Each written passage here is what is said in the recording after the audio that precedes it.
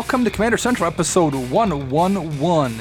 And today we're going to be taking a look at EDH Horizons. I'm kidding, it's Commander Horizons. I'm Dana. I'm Max. And I'm Chris.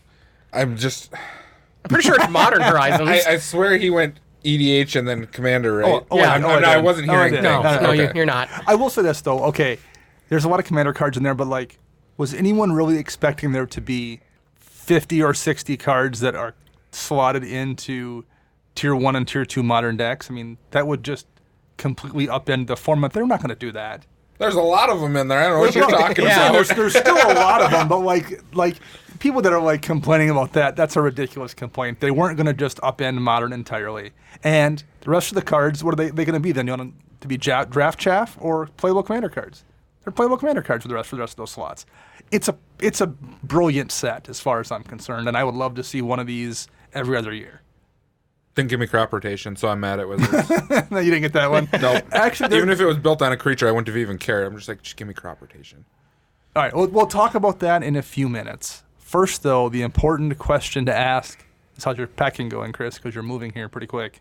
Sucks balls. Sorry for any kids listening, but I had to say that because I am just beat right now.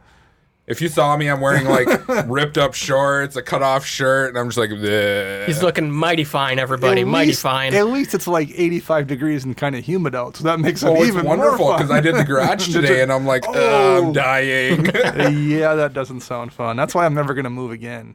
I'm going to pay someone if I have to move.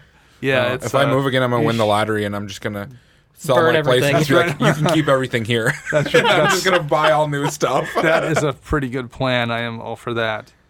Anyone play any fun games this week? I guess Max didn't come on Tuesday. I did not. Did you play it all this week, Chris? No. We had a gazillion Kansas City I didn't even games. play Modern. Yeah, I mean, we played 30-plus games in Kansas City. So is there anything in Kansas City you want to talk about briefly that we didn't cover the other night in terms of games you played or stuff you saw? Not really. I think we covered a all. lot of it. Yeah. I did go to the shop this week, and I felt it my brain was not working great. I played my Talran deck to start with, which I didn't play in Kansas City. So number one, I was rusty at it. And then my brain wasn't functioning either. And then at one point, I got out Kindred Discovery, which draws you a card whenever a creature comes into play, and I, of course, set it to Drakes. So whenever I'd cast a spell, Talron would make a Drake, which would draw me a card. And a lot of the cards I cast in Talron also draw me cards. And the sequencing for that was just too much for my little pea shriveled up brain to handle that night. So that was a little rough. And I screwed the game up, too. I could have won it or at least stopped the person from winning, and I just wasn't paying attention and missed what he was going to do, and he was able to Blood Artist a bunch of tokens, and I could have stopped it on my turn and didn't. So my brain wasn't working there. I did notice one thing in that game. I'm going to ask you guys about your opinion on this. Uh-oh. So there was a player I was playing with both games who's a better player than me probably, or at the very least I would say he doesn't miss stuff. Okay. He's somebody that whenever I play with that, he just doesn't let things go by him. He's on top of his game. Consistently every time we play. Okay. And he builds good decks, so he's just always a threat. And I think he didn't win either of the two games we played together, and I didn't either. And I think some of that was because I probably focus on him a little bit too much simply because I assume he's always a threat because he's a better player and probably a better deck builder than most people. And I think he focuses me a little, I wouldn't say focuses me, but he also probably keeps an eye on me to a degree anyway. Because you're famous. Yeah, right. No, but but we played together enough that he knows my decks and he's seen me win games. So so this was a situation where I think we may have both, at least I definitely did, enabled the person with the weaker deck and probably the weaker player to win a couple games. And I don't know how to balance that out. Because the better player is usually the threat, but at some point you need to change targets, right? You play the board. You don't ever play the person, you play the board. Well, you play the person when there's nothing else, when that's your only bit of information. If all things are equal, you play the person. I think, to Dana's point, if I'm sitting down with Dana and me and two brand new players to the shop, and we're all playing precons or roughly kill the new players first. Wow. I would say I'm gonna swing at Dana. Crying. So people come back and play the game more. Then we crush their spirit. We get them up on a high, and then true. If I was playing with two people that were complete unknowns and the board state was all equal, I would assume you, odds are probably a better player. So I would Same thing with Chris. But overall, I do agree with Chris. You play the board because, that player who is pretty on top of his game all the time, you don't know what's in his hand. He might have just drawn a dud hand 2 in a row or something, so you play the board and see what happens. Well, I think I overcompensated for him being a good player probably a little bit in both those games. Happens all the time. There's a guy on our Magic team who's like that every time I play him. Last time I played him was in a Modern tournament, and I sat back and smiled at him the whole time, and I think I got underneath his skin. I should not have won, because it was literally like all the games, it was like, oh, I'm losing, I'm going to lose, okay, whatever, just smile at him. And he started making plate mistakes. Oh, sure. I do have one Kansas City story. Yes. So we got back to the hotel room, I think it was Friday night, because that's when Joey showed up. Yes. And all the EDH Rec guys play a game together, and Dana whips out Glissa. And I text Chris, I'm like, 10:35 at night, Dana just pulled Glissa out. Trigger miss count starts now. And he only missed one. I only missed, I think I missed 2 on baubles, on Urza's baubles or Mishra's baubles. Because I had both of them out, I think, and I was casting them both. And at one point I'm like, I think I cast that 3 times last turn and I only drew 1 card. I'm like, well, that's too late now. That ship has sailed. Because those are so easy to miss because you don't draw the card until next turn's upkeep. But yeah, that could have been much worse. Actually, the game went pretty quickly and was over pretty fast, so I didn't have a lot of chances to really screw it up. Was it the Valduk deck that crushed everyone? Yeah. The other big mess I had this week that I screwed up was I was playing my Vela deck against a discard Nicol Bolas deck, and another player who asked if he could play the Parhelion 2 as his commander in a mono white deck. And we're like, yeah, it was like late. It was like, well, why not? Sure. It's mono white too, like how it's but it's not even a creature. Right. So he wanted to try Parhelion. So we're like, yeah, whatever. And then the Bolas deck though starts hitting everybody with discard spells and stuff, and I'm like, I gotta focus him because number 1, it's the Parhelion in mono white, but number 2, it's just annoying having to discard. And I had him at the end of the game. He was at 10 life. I had a sack outlet out. I had Vela, and I had Traxos in play. It was a 7/7, and I went to equip Nim Deathmantle onto Traxos, making him a 9/9. I'll just swing on the Traxos, deal 9 damage, and I can sacrifice any one thing to Vela and do the damage I need to do to kill him.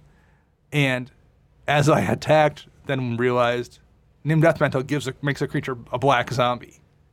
Therefore making it blockable because he's playing a Bolas deck and has a bunch of black creatures. And he's able to soak up all 7 damage. And I only had like 4 or 5 creatures in play. I didn't have enough to do Vela damage to kill him. And he hit me. I had to pass a turn back, and he hit my hand for like 3 or 4 cards. I think he cast a Cruel Ultimatum. Ooh. And hit my hand. And luckily, it came back around to me again, and I was able to do some level of shenanigans. I think I cast Karn and animated like all my mana rocks and all my anything. Ashen's Ultra got animated all my stuff, and was able to swing through with Intimidate damage and kill him, and then take out the Parhelion player. But man, I totally screwed it up because I forgot it turned your creature black. So that was another misplay with my brain not firing on all cylinders that night. And this is why I stayed home. Yes. And I even went home early. It's like 10:30, and I'm like, that's it for me. If I'm playing this bad at like 7 when I'm well rested, I'm going to be terrible at 11. So I left relatively early. So if you want to find us on the interwebs and tell us about some terrible games you played like me, how'd you do that, Chris?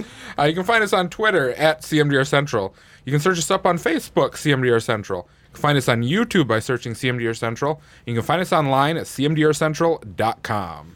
And you can also find us on Patreon by searching CMDR Central. And you can check out our rewards there if you are so inclined to help support us. We greatly appreciate it. It helps buy me pants for when we switch to video. Yes, indeed. And we are going to be changing those up by the beginning of July. So lock in your stuff now, and we'll be announcing some stuff in the coming weeks. Well, speaking of Patreon, I think we have a contest winner coming.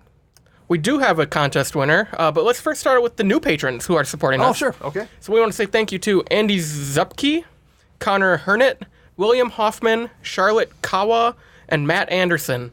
Half of those were easy. Yes. I think Andy we played with in Madison. In Madison, yep. But on to the contest winner. Yes. Who is winning that Apex hybrid. Rolesk Apex There we go. hybrid The deck we built back on episode 100. Yeah. That is going to go to patron supporter Charles Gaudet. Oh, nice. So- Congratulations, Charles. Congratulations. We will be getting that deck put together in the next couple weeks here. Yeah, that may take, because we've not even put it together yet. So Right. that might take a week or two to get everything in place and get it shipped. But, Yep. but you are the winner. We're going to send to you in the near future. Yes. And for our new drawing for the month of June for Patreon, we'll be announcing that on Thursday's show this week. Yes. So tune in for that to find out the new drawing for Patreon, and we'll be also announcing our Twitter drawing for this month on that show as well. Yes, indeed. All right, excellent. Let's talk a little bit about Modern Horizons. Okay. First thing, let's actually talk about the Modern implications just for a minute here, since Chris actually plays Modern and it might make a difference there. So what are the big hits in Modern that you think are going to be shaking up the format to a degree? The lands. So the Horizon Canopy lands yes. will go in a whole lot of decks. Pretty much any deck that could take them. It'll replace, in my opinion, the Pain lands. Sure, because it's the same thing functionally, With an upside. with the upside of being able to crack it if you need some gas. Mm-hmm. What other cards are going to be showing up, do you think? Seasoned Pyromancer. Okay, just because it's just a value engine? Yeah, we were actually discussing this, me and the team were between the Young Pyromancer deck coming back with that card, and actually the implication of that in humans as well. Oh, sure. I didn't even think of that in humans. Because he is a human. The ability to draw cards, because humans does lack hard in drawing. Okay. Then, of course, you have Scale Up, which gives the creature +6/+4, so pretty much +5/+5 is what it's giving for 1 mana. Oh, guess what? Infect got another 1 mana pump Sure. spell. The other one that we've really been fiddling around with is Hex Drinker in Tron. Which one is Hex Drinker? It's the 1 mana 1/1 or 1 mana 2/1 with level up of 1 colorless. Oh, yeah, okay. If it's at level 8+, it has protection from everything and becomes a 6/6. While in Tron, you play for 1 green mana, tap your Tron lands, level it up. Woo! Oh, sure. Yeah. Interesting. Yeah, so there's quite a few of them that Okay. are going to be very interesting to see. And there's probably a lot of corner case decks. You're going to definitely see people trying Goblins again with Goblin Matron. It's definitely not going to be like a top-tier deck, but No. people will try to do that, and that gives them a chance to do it at least. So they couldn't give us Goblin Lackey. Like the one card Right. I wanted, I'm like, come on, give it. Well, it's the foothold for them to see how the deck plays, and they can slowly maybe add some more things for it. We will see, but all right. So let's talk Commander now. And the first thing we're going to do is look at Morophon, Yay. because we all basically challenge ourselves to come up with a concept to build a Morophon deck. We're not going to actually build these and play them off just because we just Cowards. did that recently. Cards. We'll build digital versions and do a Yes. show on them. So Morophon, for those who don't remember, is a 7-mana colorless creature with Changeling. And when it enters battlefield, you choose a creature type. And spells of the chosen type you cast cost a Wooburg less to cast. This effect reduces only the amount of colored mana you paid.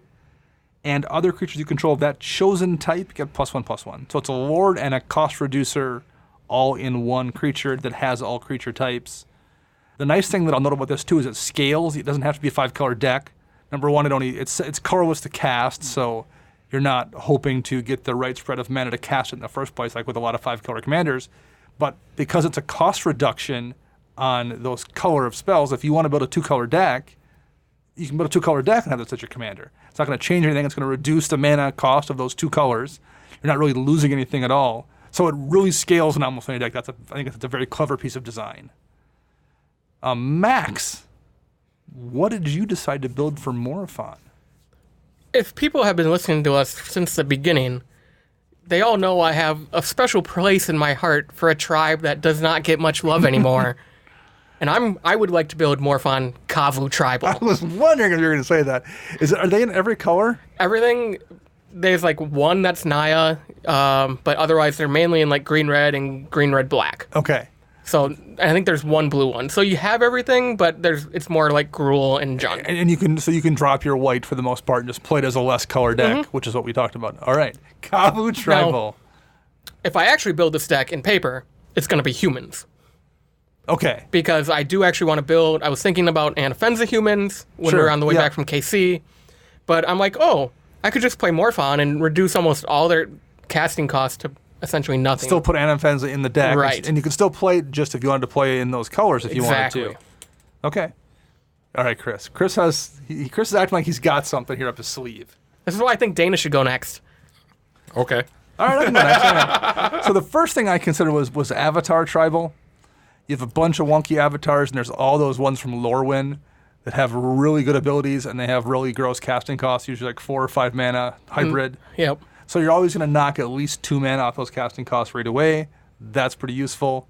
And those are all pretty strong cards. But, like, I don't know what identity that deck has, and I don't know. So what I would try to do with this is 5-color Knights. Because there's no good commander for Knights, really, you can... First of all, you usually want black, you want white, and you want red. There's a lot of good Knights that have some splash into red, too. But then the problem you have kind of is, what's the win condition, really? Because it's clearly a creature-based deck, and they're not really the kind of things that lend themselves to combo, so you basically are looking at combat, and they're not really big, so you're reliant on maybe some anthems. Like, if you do 5-color Knights, you get the advantage of being able to bring green into it. And first of all, there's quite a few actually really good Knights in green that we don't get to play. There's Rafik, obviously, but there's Juniper Order Ranger, there's Knight of the Reliquary, Knight of New Alara. So there's some good multicolored Knights that are in green. And then you get Overruns, Overwhelming Stampede, things like that actually give you a way to win the game when you have a bunch of these small, buffed-up Knights in play. So that would be what I'm going to try to do here is Morophon Knight Tribal. Okay, that's interesting. You've always wanted to build Knights, too. Yeah, I always want to try Knights, so this will let me actually do that. And you can use some of the protection from color. Because, like, when your Knight has protection from black and you're swinging against the black player, okay, they can't block it, but it's a 2/2. When you're able to buff it up huge with an Overwhelming Stampede or an Overrun or whatever, then it gets much easier to kill people. So, Chris. Wait. All right, Chris. I want to guess. Okay. Eldrazi. It is Eldrazi. 5-color Eldrazi. Because of all the new Eldrazi that we had received recently. And they have colors in the pips. Yep. But they're all devoid. So you avoid the, whatever the color thing. Like what you were talking about. That's why I was over here laughing. You're like, oh, pro-black. I'm like, oh, my guys are devoid. Interesting. Sure. I mean, it's not going to do any good for, like, Pathrays or anything, but, like, there's No, I mean, because it avoids the whole Eldrazi stigma of let's just ramp, and hit you with big fatties. Instead, you can do other scenarios with this. And it reduced the cost on a lot of because there's a lot of good Eldrazi that have, the black or red or blue or green pips and the casting cost. And even Displacer as white, knocks one off Displacer's casting cost too. I like that. Are you actually going to build that? I really want to. I really want to because it'd be super cheap to build too. I really kind of want to see that deck now. Guess I'm going to have to. We'll see if I pull up more fun this weekend. All right. Well, you're only opening how many boxes? I'm going to open half a case. So. Half a case. And then my partner, who we share cards amongst the two of us, he's opening up the other half of the case. So we're going to swap cards between the two of us as to what we're actually looking for. One of you will probably find it more fun. All right. Okay, so we'll do a show on this, I think, down the road at some point, particularly if Chris actually makes the deck, for sure. Yes. Eldrazi. Your favorite. I was going to say it's the best, I don't want to say race, because I don't know if they're considered a race, but... No, I like that a lot, because it's different than the usual Ulamog. Yeah, because then you can get all those crappy Eldrazi's that no one ever plays, like, landfall this, or ingest that, or something, and actually just play those cards. Yeah, for sure. No, I like that. That's clever. I like that. So... rather than do kind of the traditional, just go over every card in a set, we're just going to do our favorite cards, our top 5 favorite cards in a set. I think Chris only picked 3. The reason I only picked 3 is because majority of them that I like for Commander, they're just no-brainer cards. Sure. Yes. Like, well, I'm going to throw a card out there, for instance. Urza's really, really good. I was going to say the White Beast Within type of deal. Right. Everyone knows that's a good card, and it would have been on my list, but I was like, you know what? I'm going to pick cards that I'm interested in. Okay, cool. First, though, we mentioned this in the modern deck thing, but I think let's briefly talk about the 5 Horizon lands and Prismatic Vista, because I think that all kind of falls in the same lump. So I think they go in every deck that can run them for the most part. I mean, I would. I've went through and already been like, yep, I'm putting them here, I'm putting them here. Price is going to be a problem. You know that new fetch land's deck thinning, right? Yeah. Chris. You troll. I couldn't resist. If you want to cut that, you can. I don't care. No, we'll leave it in. It was funny. That's why I went that route with it. So I think that, I think the Horizon lands go into any deck that can run them. what gets bumped now? Assuming that you're at like a max capacity of lands, is there any particular one that you're usually looking to remove now? I would say if you are running the pain lands, it's like I said earlier, it's an auto swap because they do exactly the same thing. It's an easier replacement. I do like the pains of it because they're always untapped. So are these. Yeah. Well, yeah, but I'm saying like I don't know if I'd pull the pains. I think if you're still running. Oh, okay. I know what you're running the Shadows of Innistrad lands. Yes. Which again, those are I guess allied colors. These are enemy colors, but I think those would come out. I think temples. Yep. If you're still having temples in your decks, I would replace temples with these. And I think the fast lands, for the most part, I've gotten burned enough times by those coming into play. On turn tapped, 10. or even turn 4 or something, when I'm like, oh. I would rather, honestly, even with those lands, I've pulled them all. I haven't ran any of them in Commander. It's all basics. I still have a couple, but that's what I wound up. I went through my decks, and all the ones where I'm adding the Horizon lands, I wound up replacing the fast lands. Yep. That's what I'm left with that came out, and that's what I'm pulling. And I think Vista goes in any deck that can run it too. I mean, it's not like it's not fetch land color fixing where you can go get 2 colors, but you go get the 1 color you need. It doesn't come into play tapped, and all you lose is a single life. Yep. And it's a shuffle effect, and it goes in your graveyard if you're running something like Crucible or Excavator or something. Life from the Loam. Yep. Yeah, I mean, and it's something that you can delve away if you need to. It's going to be also like budget consideration because it's not going to be. It's going to be at best $12 or $13, I would guess. And we'll see what the implications are in Modern if people start running it hard because that it'll stay at its $20 price point easily if people are running it hard. If people are like, oh, this is way cheaper than buying a Scalding Tarn, I'll just run this, and it's not as good, but like whatever, it's close enough. It's better than Evolving Wilds. Yeah, I mean, especially in decks like, let's say, we'll do Burn, for instance. All they need are, they have their red-white lands or whatever, but then the rest are basics. You could start cutting down, for new players, your expensive fetch lands. And you could run that just to go for your basic red mountain, or if you want to play a plains or something like that. Yeah, I think those are all really impactful lands in Commander. There's not much to say beyond that. They're just going to go in decks. Yep. So let's look at some cards that we in particular like. And we'll start with you, Max. Okay. Trash card. Since Chris already talked about a generous gift, I'm going to skip that one. Okay. So I'm going to go to Hall of Heliod's Generosity. Yeah. Ooh, yeah, that one looked really good. So this comes into play untapped. It taps for colorless, and then 1 and a white. Return target enchantment to the battlefield, I believe. Yes. No, to your hand. Oh, to top of your library. I'm sorry. Okay. So, it's Academy Ruins for enchantments. Academy Ruins or Volrath Stronghold. Yep. Banhammer. This is just a solid card. I like the flavor text from Theros. If you're playing Enchantress, it goes in your Enchantress deck. Oh, and I just happen to have one of those. You do.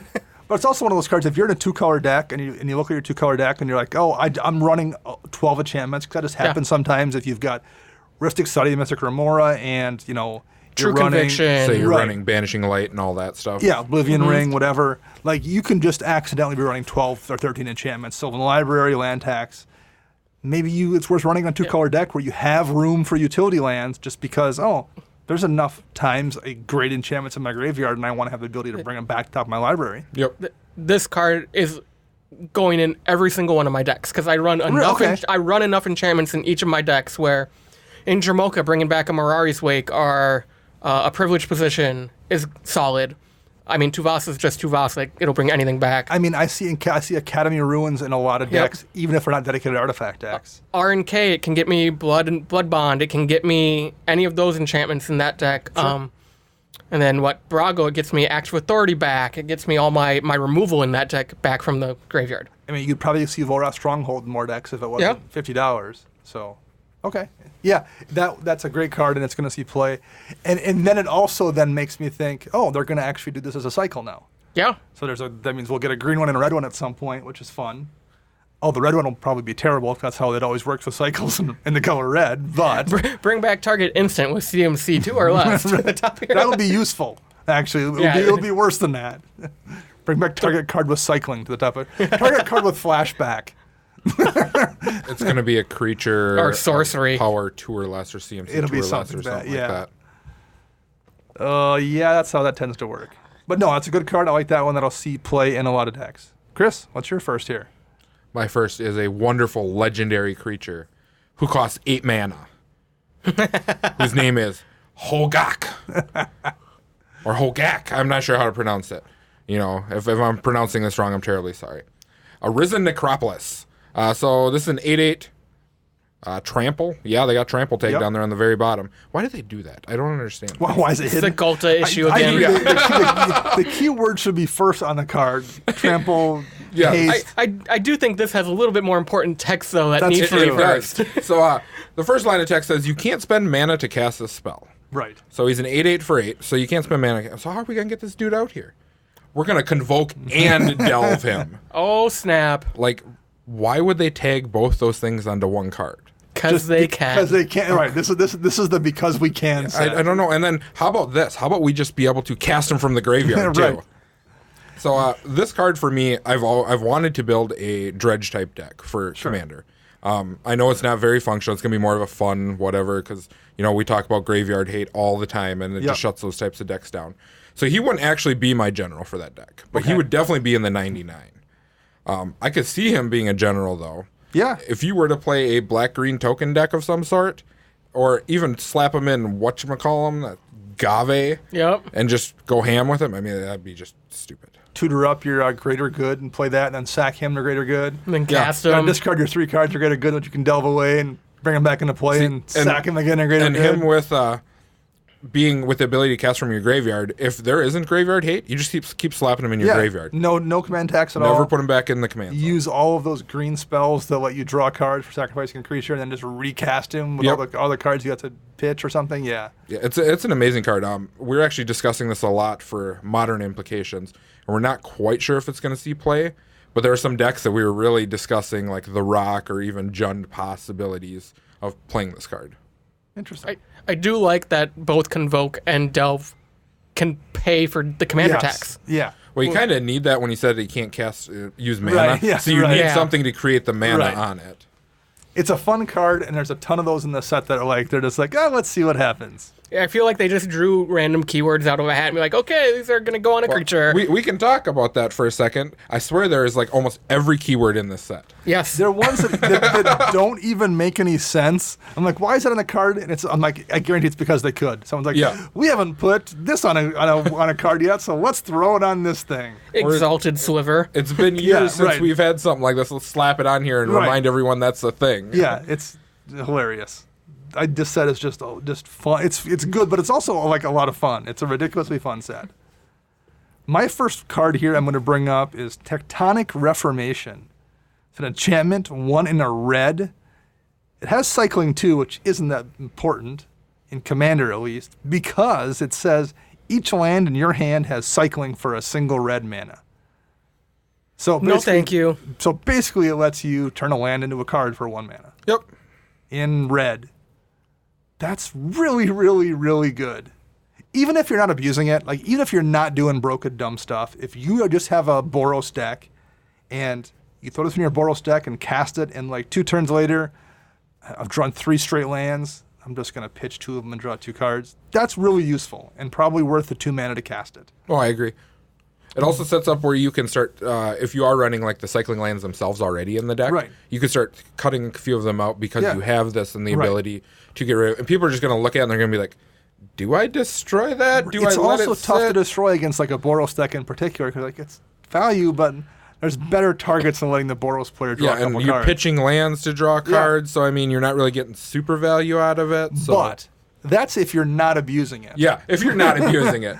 Because if you've got, Crucible out and you're like, I'm going to pitch this land and draw a card and play it for my land for turn, or if you're using things like Life from the Loam, or you're playing a Wind Grace deck where you're going to recast it. I mean, like there's a gazillion decks that want to abuse this. It's going right on Nden deck for sure. So it's a card that like in a deck that's built around using it's going to do great stuff. But if you're not, it's just accidentally a useful card in quite a few decks. I think it's a really nice design too for red. It feels like a really perfect way for red to draw cards. Pitch a land, Should say draw a draw card. 2 cards. That would be broken.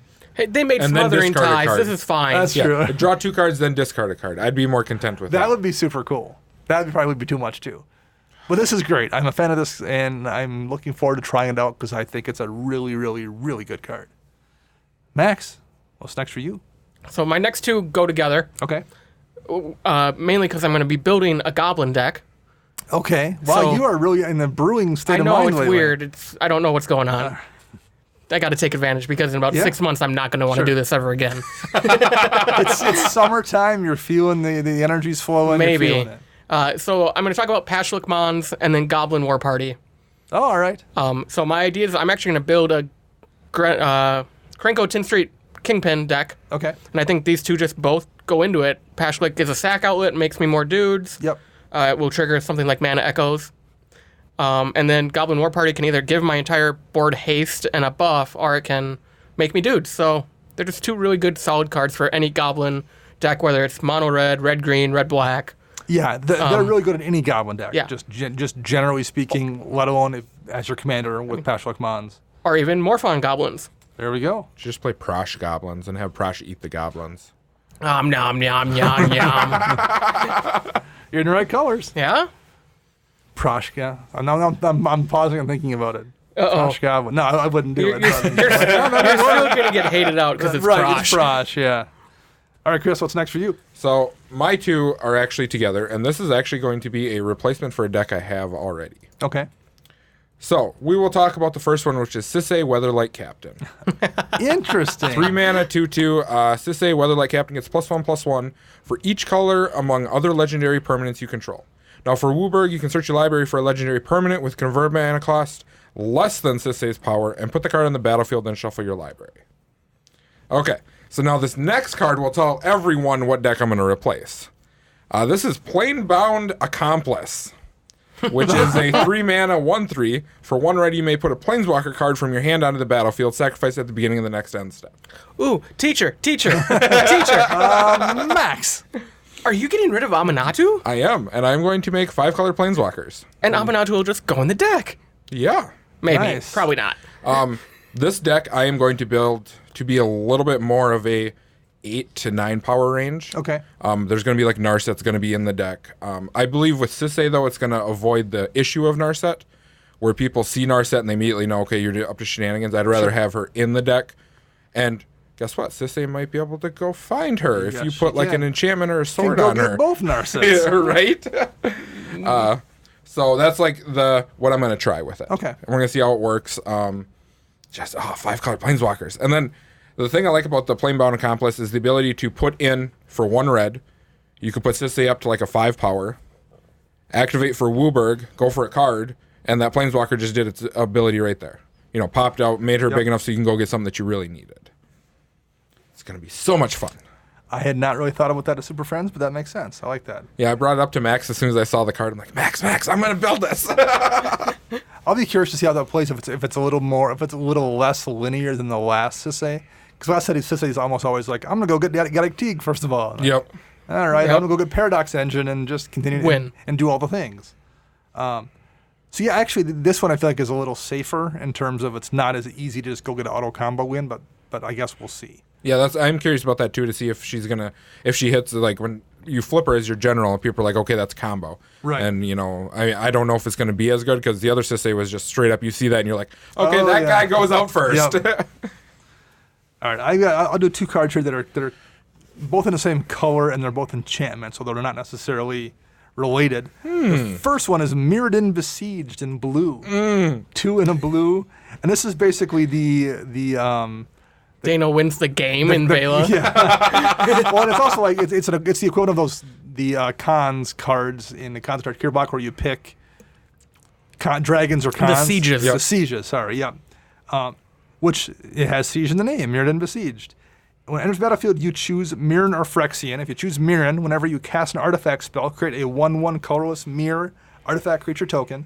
So I would imagine early in the game in my artifact deck, I would probably choose that if I needed to have some gas in the field. The Phyrexian option you can choose, at the beginning of your end step, draw a card, then discard a card, which is pretty useful actually, even if that's where that ended. But then it says, then if there are 15 or more artifact cards in your graveyard, target opponent loses the game. Now you don't win, you just pick a person and say, see ya. It just is useful in every possible way in an artifact deck that's blue. Yes. I'm putting it in my I can Vela see deck. this card being abused really hard with extra turns as well. For sure. Oh, Just yeah. be like, okay, I hit 15, I hit critical mass, extra turn, extra turn, extra turn, you lose, you lose, you lose, game over. Yep. But I think if you're going to do that, there's probably easier ways to win with extra turns than this, I would think. But I would rather lose it's a backup this way. plan. I would rather lose this way, do that, because it means that you had to accumulate a critical mass to be able to do it. And that's vulnerable to graveyard hate. One thing I do like with the Phyrexian option there, like I said, though, even if someone's got a Leyline of the Void in play, that draw card, discarded card is still really, really useful to filter out lands and stuff and get better cards in hand. So it's almost never going to be a dead card, and 3 mana is very competitively priced. I'm a big fan of that. The next one I'm a fan of, although I don't have any decks where I'm going to run it. I think Merit Lage's Slumber is a super cool card. 1 and a blue for a legendary snow enchantment. Whenever Merit Lage's Slumber or another snow permanent enters battlefield under your control, scry 1. So I don't think I'm going to put it in my Talran deck, but that deck's already running snow permanents. It already has at least 1 snow artifact, and I think it's at 27 snow-covered islands. So there's a very good chance, 2 out of 3 land drops I make just give me a free scry. Yep. And that's for 1 in the blue. That's pretty decent. However, the next part here says, at the beginning of your upkeep, if you control 10 or more snow permanents, sacrifice Merit Lage's Slumber, and if you do, create Merit Lage, a legendary 2020 black avatar creature token with flying and indestructible. Oh, snap. So if you're playing mono blue and you happen to be running Snow Islands, I think, you could just very easily slot this in. It's useful for the scry, and turn 10, you're just like, oh, I've got 10 Snowlands in play, I'm just going to make a 2020 for fun. For no cost to me, but sacrificing this enchantment. We've been talking about this for Modern Hard, trying to figure out if we can find somewhere to put this in. Man, getting 10 snow permanents is going to be tricky. And then it would feel bad too if it's going to be like control of some sort. And it would feel bad if someone just go path. And you're like, oh. I would totally be fine with that. I'd be like, cool. 20 on a land. I guess. Yeah, Go you'll for get a land land. for it. I'm perfectly fine with that. You wasted that on that now. Eat my Celestial Colonnade. But it's a really cool card. I'm a fan of that one. And Merit Lage art always looks awesome. Any card that says Merit Lage in the name, the art is always fantastic. Max, passing it back to you. My next one is Kaya's Guile. Yeah. Instant for 1, a white, and a black. You choose 2, so you have the options of each opponent sacrifices a creature. Exile all cards from each opponent's graveyard, so that's asymmetrical graveyard hate. We love that. Create a 1/1 white and black spirit creature token with flying, or gain 4 life. But it also has Entwine for 3 generic mana, and if you pay that, you can do all 4 options. So for 6 mana, you get to do 4 different things, which are all extremely powerful in EDH. Particularly the first 2. Yes. And maybe the last one in a specific deck of mine. Sure. Nice. Yeah, that's going on right in Cravo, Yes, I assume? Mortify will be taken out for that. That's, I think, a fair trade. Yeah, that's a cool card. Again, it's like it's like a completely random, like, oh, there's Entwine and it does a bunch of things, and that's cool. Yes. I don't have any decks for it that would fit in right now, but when I saw it, I was like, oh, if I was playing black and white, that would be fighting for a slot. It is super powerful. Did you have any more for us, Chris? Or are those the last 2? Well, I could talk about the swords. I mean, no sure, one talks about so these let's talk swords. about the swords for a minute. Yeah, let's just slap these 2 new swords into the format. I mean, we already have 5, so... Now we have 7. Yeah, now we have 7. I'll talk about Sword of Truth and Justice, or when you guys want to do the other one. Sure. Max can do Sinew and Steel. All right, so for Sword of Truth and Justice, 3 mana, equipment sword, equips for 2, just like every other sword. This sword says the equipped creature is +2/+2 and has protection from white and from blue. We don't like that. Trash card. So now we're into the ally swords. Yep. So whenever equipped creature deals combat damage to a player, put a +1/+1 counter on a creature you control. So you don't have to put it on the creature that's equipped. And it doesn't target either. Yep, and it doesn't target. I almost read target, and I was like, nope, it doesn't say that. And then you proliferate. So it gets 2 counters in the thing that you control. And that's the Or worst you put it case in scenario. the 5-color Planeswalker deck. Yeah. Level up. I've been trying to figure out if I want to try to run this in my Jero deck. I don't do a ton of combat damage, so I don't know. But, man, that would feel really good to put onto spirit that proliferates as well and get. But I mean, you got to think. So what was the breakdown that we had? 70% of removal is either white or black or something like that. Yep. So that cuts half of that out. A ton of removal gets eaten up by having pro white. Yes. And there's blue isn't nothing either. Like the ones in the top list that aren't black are all blue. Reality Shift, Pongify, and Hybridization. Yep. I think Chaos Warp and Beast Within were the only two that weren't blue, black, or white. So yeah, and then you dodge Imprison in the Moon and any bounce spell that could be targeting to that's bounce. the protection is really, really useful on that one. How about Sword of Sinew and Steel, Max? Yeah, Sword of Sinew and Steel, again, 3 mana to cast, 2 to equip, and this one reads, equipped creature gets +2/+2 and has protection from black and red, so another allied sword. Yep. And it also reads, whenever an equipped creature deals combat damage to a player, destroy up to 1 target planeswalker and up to 1 target artifact. Not or, and. So you can eat up 2 separate things. And it's not even the player you hit. That's the best part. Right. So lackluster. I can't even think of what sword this relates to. this Maybe the is- red and white sword. This is probably the weakest of the swords I would Of all assume. 7, yeah. Yeah.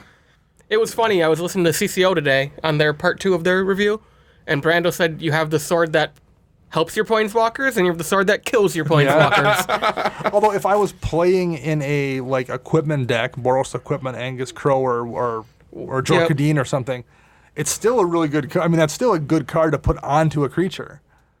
It's just probably the weakest of the swords because they're all so usually disgustingly powerful. Yeah. Yeah. And again, one more cycle that they've fainted towards They at got least finishing now. 3 more now. Yep. I don't know if we'll see them anytime soon, but I would. Now I'm fairly sure we will eventually see them. Well, see, I'm really curious about this with all these cards that they did print. If they're kind of, probing the waters to see what they can do, and then we're going to see more cycles of stuff like this where they can actually be like, okay, none of this stuff hurts, so we can go harder into Right. this. Yes. Yeah. I think that's the case. The format bounced back. We're good. Yep. Yep.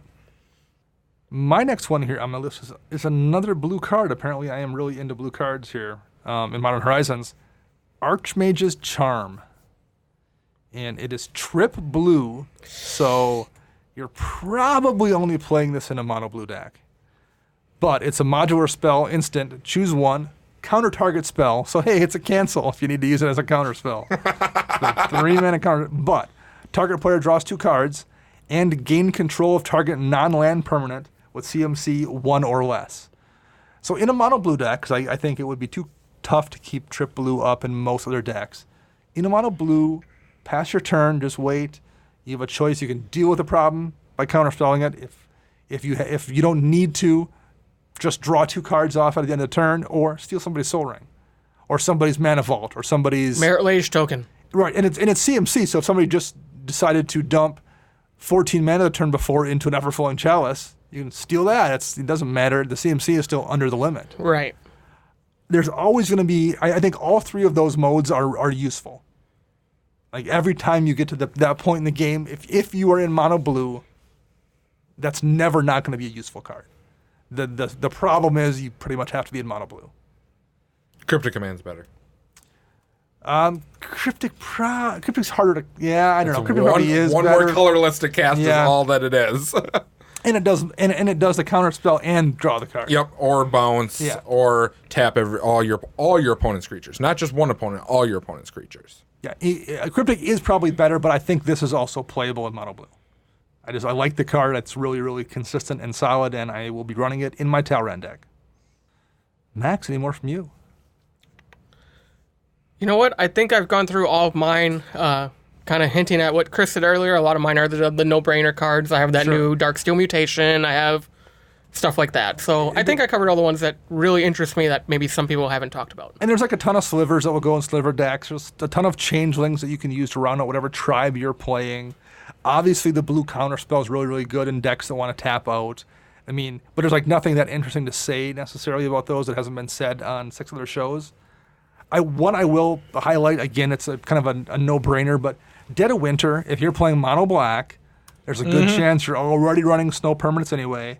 All non-snow creatures get -X till end of turn, where X is the number of snow permanents you control. For 3 mana. It's a 3 mana Mutilate in mono black. If you're running snow permanents, which a lot of decks are, that's as good as you're going to get for a board wipe in mono black, period. And if your deck isn't running snow permanents, we're getting a whole bunch of those lands now. If you're playing mono black, I would absolutely swap those out. If this was the only thing on your deck that cared about snow, I think it's worth doing. Yeah. And the art is fantastic on it, and will look awesome in a foil. So that's the last one I kind of wanted to mention. Although it's on the same page, I'm looking at it right now. I do think Feaster of Fools is an amazing card in how it was constructed. I'll just mention it briefly. It's 4 black for a demon. It has Convoke, meaning your creatures can help cast a spell by tapping to pay for its mana cost. Then it has Devour. 2. Devour 2. Mind you, right. So, Feaster of Fools being in the name, and it shows the demon in the picture with a bunch of, like, kind of cowering priest minions. Your idiot minions let you tap them to cast the demon, who then repays them by just eating them. What, like, flavor-wise, that's just a brilliant card. It, like, perfectly fits the demon. Of course, that's what happens when you summon the demon. Let's just put Convoke and Devour on a card. Right, exactly. What could possibly go wrong? But that's just a great card. That's, like, absolutely a complete flavor home run in every single way. So I'm a big fan of that one. And Endling, we might as well quick mention that we finished the Ling cycle that I had forgot was a cycle, actually. Yep. Because when it came out, I'm like, oh, Endling. I'm like, well, we did get Brightling recently. Obviously, there's the Aetherling, Morphling cycle. And I'm like, well, there was a Torchling. I remember that, and then I'm like, so we just need a green one. And then it just popped into my head, oh, yeah, Thornling exists. I'm like, well, that is a cycle. I had just forgot that half those cards were real cards. The abilities on that is actually really good. Yes. Black mana, it gains Mana Stone end of turn. Black mana, it gains Death Touch. Black mana, it gains Undying. And spend 1 to give it +1/-1 or -1/+1. All the Lings are useful, and that's absolutely going to be an annoying card to deal with in draft or in some kind of constructed format like that. I don't know if it's probably not modern playable, but it's a super cool card. The last one I wanted to mention here briefly is Undead Augur. Double black for a zombie wizard. Whenever Undead Augur or another zombie you control dies, you draw a card and lose a life. If you're playing a zombie deck, I mean, you're already probably running enough effects that, like, do that kind of thing, but... Another one never hurts. And this is one, in it being on a stick, unlike Dark Prophecy or something, where you have to remove your own enchantment in black is pretty tricky sometimes. This is on a creature, so it's pretty easy to sacrifice if it gets out of control. But there's enough times and enough zombie decks where you gain life too often enough. And sack those zombies to Skull Clamp, to draw a few cards and draw an extra card and lose a life. And, like, I think it's a really good card. And if I was playing Zombie Tribal, I'd have a tough time not including it. So I'm curious if you guys noticed this card or not. Grave Shifter. It is a 4-mana, 2/2 changeling. Whenever it enters the battlefield, return target creature card from your graveyard to your hand. Now, the thing I want to know if you guys noticed is the art. Of it being a shapeshifter holding Gravedigger by his face. Yeah, he is. Oh, is it really? That's awesome. I looked at this card the other day and I'm like, what? Oh, that's pretty great. So it's literally Gravedigger, except for, oh, guess what? I'm actually a shapeshifter. That's super cool.